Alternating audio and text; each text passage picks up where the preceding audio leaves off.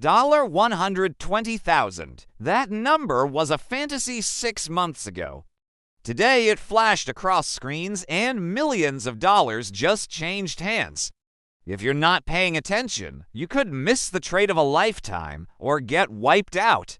In the next 7 minutes, I'll show you what pushed Bitcoin past $120,000, why October historically matters, and exactly how to position yourself whether you're hodling, trading, or watching from the sidelines. I'm your name from Smart Wealth Academy.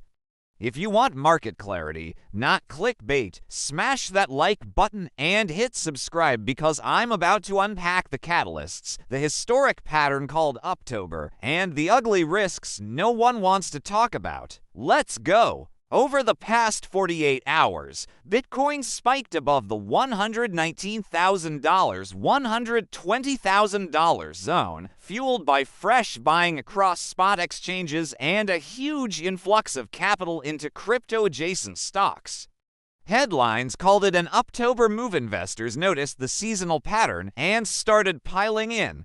But momentum isn't a guarantee. It's a fragile thing that can flip in a matter of seconds. Keep watching. So, why now? Here's the biggest immediate driver: weak U.S. private sector job data.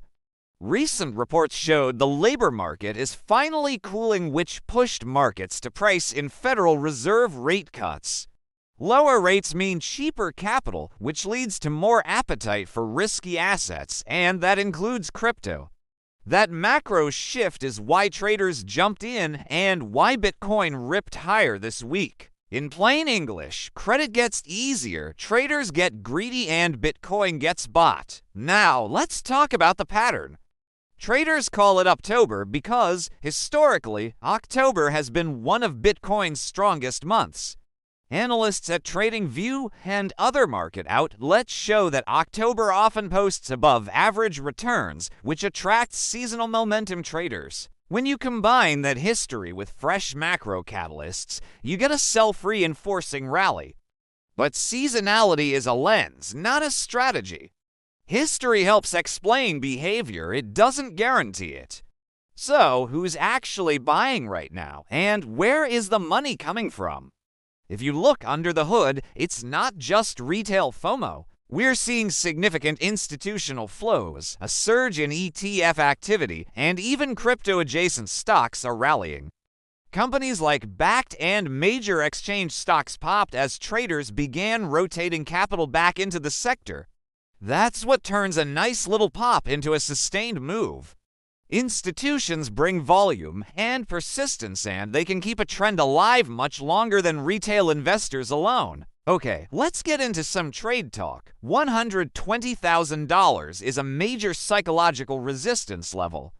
If Bitcoin can hold above the $118,000, $120,000 band and the daily closes stay green, then targets near $125,000 to $130,000 become plausible. That's where some top analysts are pointing. For all you non-traders out there, the translation is simple. Set stop losses, scale your position sizes carefully, and never ever bet the house. Now, let's talk about the risks nobody likes to mention. Don't get swept up in the hype.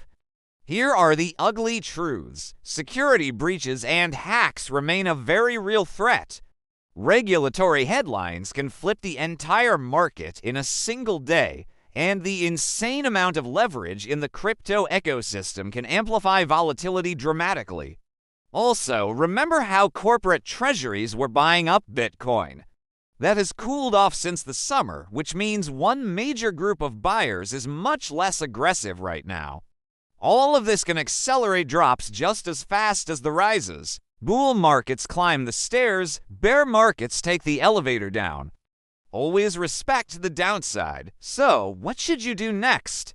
Here are 3 quick rules you can use today. If you're a real long-term investor, stick to dollar cost averaging. Try to time the top and make sure you have a plan to protect your gains. If you're a trader, use proper position sizing and stop losses. Breakouts are real, but false breaks happen all the time. And if you're just curious or investing new money, start small. Take the time to learn and treat crypto as a high volatility allocation in your portfolio, not the whole portfolio. We're in the middle of a developing story. The macro environment is loosening, institutions are leaning back in, traders are remembering October, and Bitcoin is pushing past that $120,000 line. That combination is explosive and completely unpredictable. If you want me to keep tracking the money flows, the Fed's moves, and the exact price levels that matter, smash that like button, comment your Bitcoin price target for October below, and subscribe to Smart Wealth Academy. I break down the noise so you don't lose money in the next big move. I'll see you in the next update.